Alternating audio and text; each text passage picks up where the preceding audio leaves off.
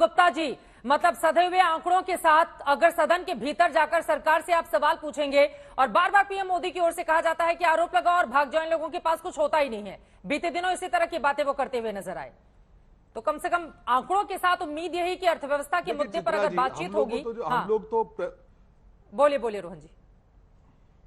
मैं ये कहना चाहूंगा, हम लोग तो जो प्रधानमंत्री की बात पे भरोसा कर रहे हैं, क्योंकि प्रधानमंत्री पूरे देश के हैं, भाजपा के नहीं। यही प्रधानमंत्री ने कहा था कि 2022 तक हम 5 ट्रिलियन इकोनॉमी बन जाएंगे। आज जो आईएमएफ के आंकड़े आए 6% के विकास दर से हमको 5 ट्रिलियन बनने में अभी 2029 तक का समय जाएगा। यही प्रधानमंत्री जी ने कहा था कि किसानों की आय दुगनी हो जाएगी, क्या हुआ? यही प्रधानमंत्री जी ने कहा था कि 2022 तक हर भारतीय को घर मिलेगा, हर घर में इलेक्ट्रिसिटी होगी, 24 घंटे इलेक्ट्रिसिटी मिलेगी। तो ये जो आपने ही कहा था देश के सामने, हमने नहीं कहा है। आपका गोल पोस्ट अगर आप शिफ्ट करते हो, आपने कहा कि भारतीय को मकान देना सरकार की जिम्मेदारी है, पर आपने जो गोल पोस्ट अपने लिए सेट की थी, अगर वो गोल पोस्ट को हर 5 साल के बाद में आप आगे लेके जाते हो तो आपकी जवाबदेही तो बनती है। जनता ने आपके वादों पे आपको वोट दिए 9 साल तक, अगर आप वो वादे पे खरे नहीं उतरते तो सवाल तो बनेंगे, क्योंकि आपने हमको पूछ के वादे नहीं किए थे, आपने अपने तरीके पे वादे किए थे। और आज उसी आखिरी चीज जो 2 करोड़ रोजगार की बात है, चित्रा जी, पूरा देश जानता है जो आंकड़े आईएमएफ के आ रहे हैं। आप देख लीजिए कि किस प्रकार से बेरोजगारी देश में बढ़ रही है।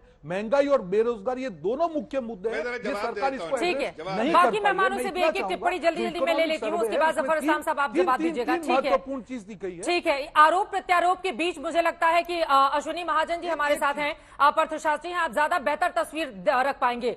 मौजूदा वक्त में हिंदुस्तान कहां पर खड़ा हुआ है? अश्विनी महाजन जी, एक तरफ सरकार अच्छे दिन की बात कर रही है, तो क्या वास्तव में अच्छे दिन आ चुके हैं, या फिर विपक्ष जो कह रहा है कि कुछ किया ही नहीं, सिर्फ आंकड़ों की बाजीगरी के जरिए जनता को भ्रम में रखती है सरकार? दोनों के दावे के बीच सच्चाई क्या है, यह आप ज्यादा बेहतर बता पाएंगे।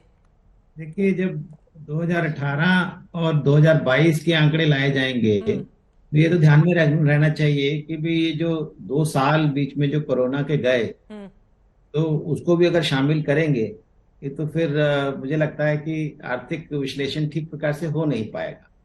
क्योंकि अभी जो अर्थव्यवस्था है, जो 2 साल का जो कोरोना का पीरियड गया, उससे उभरने की उपक्रम में है।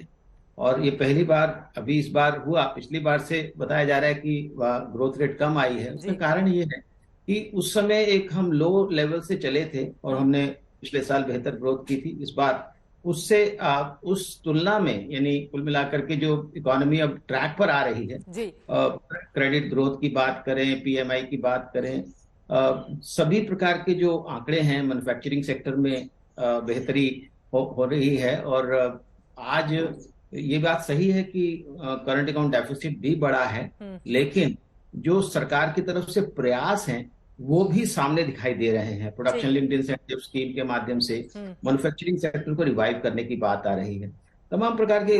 और हम ये भी समझना पड़ेगा कि देश में गरीबी, बेरोजगारी, ये सारी बातें होने के कारण अब वो भी एक बहुत बड़ी समस्या है। जो रूरल सेक्टर में हमें एम्प्लॉयमेंट जनरेशन करना है, तो जो छोटे छोटे लोगों के लिए क्रेडिट ग्रोथ हुआ है वो भी सराहनीय है। और साथ में यूपीए काल के दौरान ये भी हुआ कि और उसके बाद भी जो हमारे एनपीएस बहुत बढ़ गए थे, बिल्कुल इस बार रिकॉर्ड नीचे आए हैं। बेहतरी सामने दिखाई दे रही है कि अगर एनपीएस डाउन जाते हैं, बैंकों के पास बैलेंस शीट साफ होती है, तो क्रेडिट ग्रोथ और ज्यादा तेजी से होगा।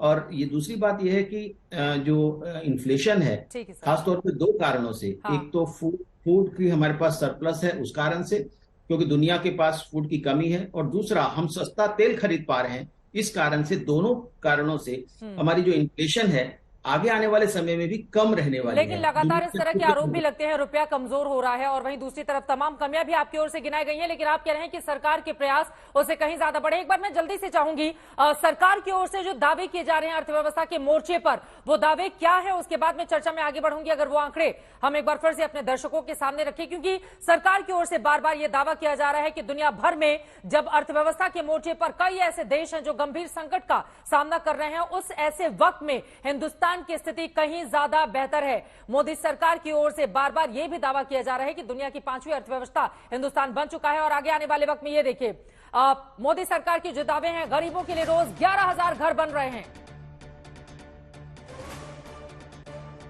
रोज 2.5 लाख लोग ब्रॉडबैंड से जुड़ रहे हैं। सरकार की ओर से आज खाका पेश करते हुए यह दावा किया गया है 55,000 गैस कनेक्शन हर रोज दिए जा रहे हैं। रोज मुद्रा योजना में 700 करोड़ रुपए का कर्ज भी बढ़ रहा है। अब जिसके जरिए आपको बता दें, हर दिन का यह आंकड़ा है। रोज 2 कॉलेज, हर हफ्ते 1 यूनिवर्सिटी बना लेने का दावा भी मोदी सरकार की ओर से किया जा रहा है।